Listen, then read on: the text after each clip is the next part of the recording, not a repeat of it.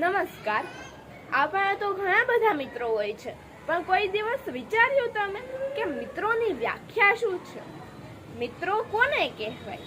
તો આજે હું એક સરળ શબ્દોમાં મિત્રનું વર્ણન કરવા જઈ રહી છું કે એ પોતાનો અંગત સ્વાર્થ જોયા વગર ને સંબંધની ચર્ચા કર્યા વગર જે બે ધડક કહી દે ને કે તું ખોટો છે, એને મિત્ર કહેવાય. એ જે સંબંધની ચર્ચા કર્યા વગર બે ધડક કહી દે કે તું ખોટો છે, એને મિત્ર કહેવાય.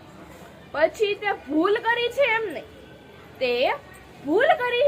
નહીં, પણ એ ભૂલને જે સુધારવામાં પણ મદદ કરે ને, એને સાચો મિત્ર કહેવાય.